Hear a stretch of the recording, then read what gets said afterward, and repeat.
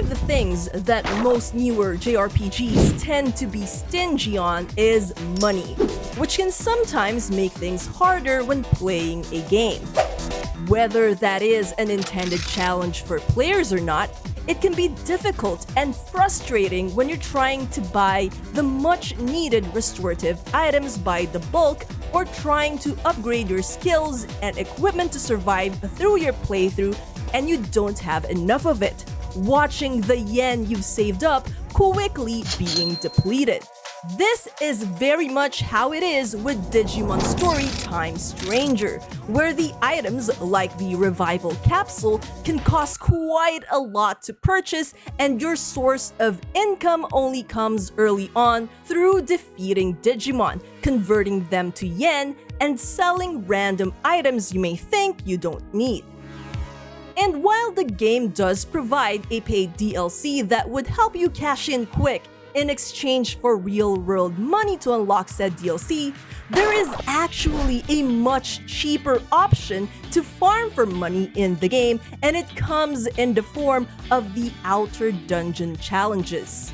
Now, depending on where you are in the game and if you have strong Digimon with you, there are two very viable and a lot less time-consuming choices when compared to others that you can use to farm yen.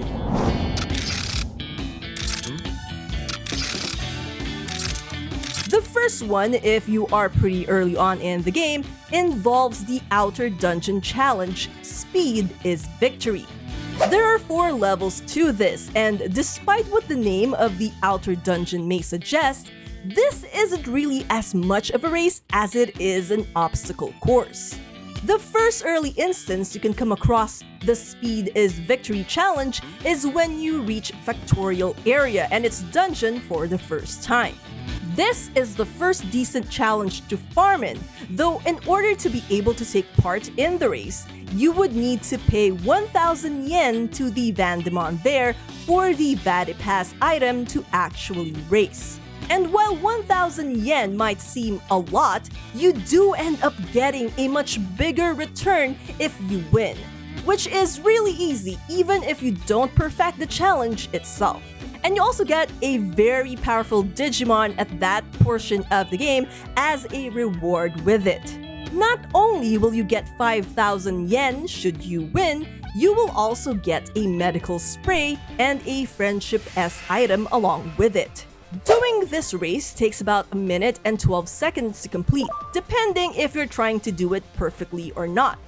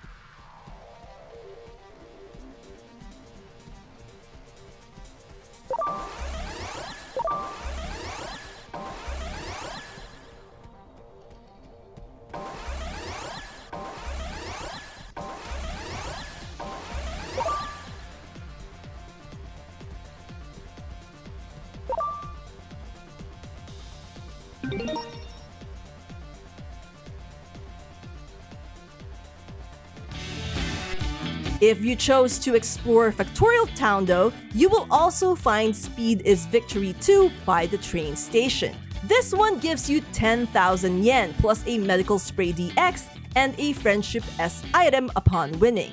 This one is a bit tougher and can take around 2 minutes to complete. Again, another viable early game yen grinding spot.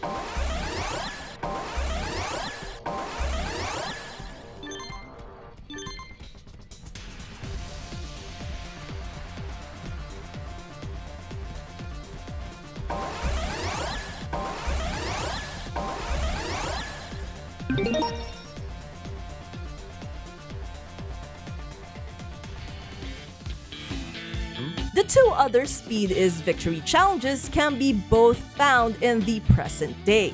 The first one is in the Abyss area. On top of a cliff you can climb to using a ladder. The fourth one is in the Paradise Coliseum. For speed is victory 3, winning it nets you 15,000 yen, a revival capsule DX which you would really want to farm to save up on buying the lower tiered revival capsule, and a friendship S item. This challenge can seem even more daunting than the previous one, but you can honestly just win this one so long as you stay on Wingdramon's heels and get the final meet before the final turn. This takes about a minute and 58 seconds to complete if you do it well enough.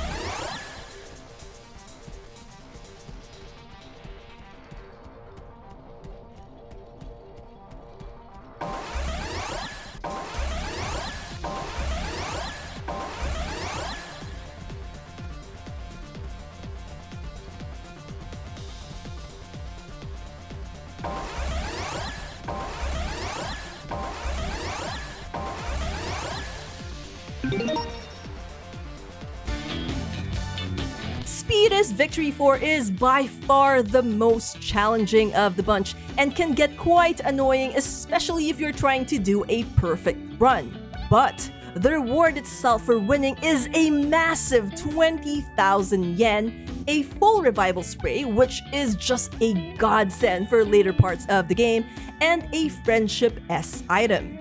It takes about a minute and 29 seconds to complete if you do well.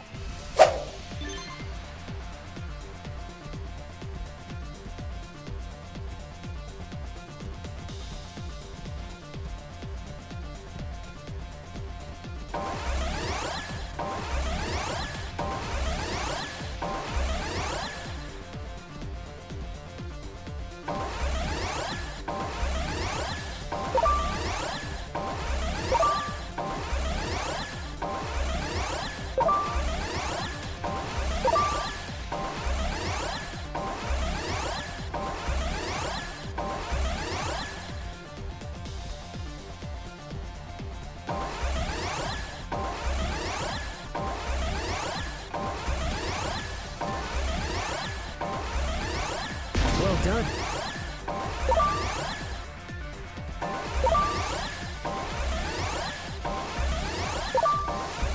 Good, good.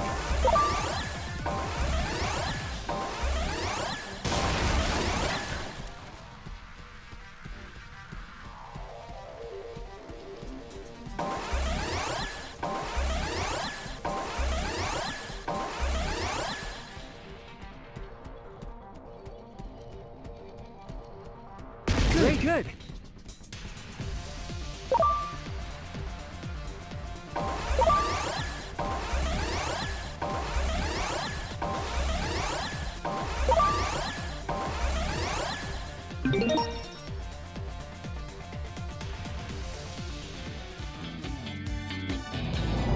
The next option you have, if you don't want to play this little minigame, is to turn to the other type of Outer Dungeon challenge, Fight the Ultimate Digimon.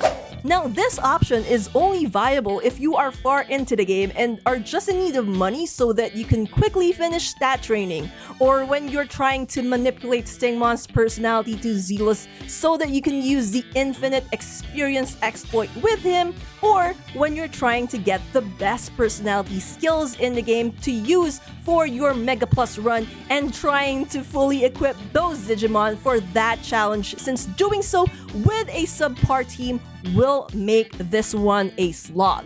Otherwise, if you have a decent team with you, you can easily 1 or 2 shot the enemies here, and it would only take about a minute and 25 seconds, especially if you speed up the battle and skip the victory animations. The reward for completing this is the same as Speed is Victory 4, but this is arguably faster and also provides you with actual experience for when you're trying to level up the Magnamons you want to use in the Infinite Experience method. Now, before we end this video, let me just give a little bit of a tip for those who are struggling with the Speed is Victory challenges and want to complete all perfectly for the trophy associated with the outer dungeons. What has helped me in doing these challenges is that I don't look at it as a race or compare it to a racing minigame. The controls, as you will notice, is a bit stiff and the hitboxes is kind of strange as well, and you will end up hitting some obstacles even if you think you wouldn't be able to. Instead of continuously holding the stick left or right to control Pac-Man, simply giving it a good flick or two to adjust your position is a better strategy. You should also not put too much thought on whether you can overtake the Digimon you are racing with, but focus more on evading the obstacles and running into as much meat as you can. Also, pay attention to the angle of the camera, as that can also ruin a perfectly good run, especially when it comes to Speed is Victory 4. And lastly, when you feel like you're getting frustrated because you couldn't do a perfect run, just walk away from the minigame for a while and do something else. Your frustration can make you feel impatient, and when you're impatient, you are more prone to mistakes, which will then lead you to feeling more frustrated, and thus a cycle is born that could lead you into not enjoying the game. At the very least, even if you fail a perfect run but win, you still get the rewards, which will still help you in the long run. And there you guys have it. A tip on where the best place to farm for yen is in this game. I know there are items you can also sell for quite a lot, but I'd suggest holding off on selling stuff until you've already crafted the best gear for the game.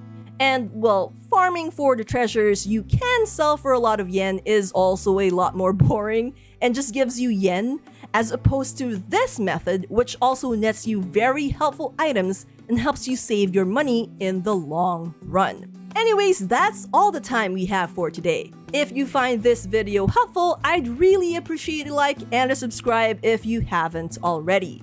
If you have any questions or want to share more money-making tips for Digimon Story Time Stranger, the comment section is the place to be.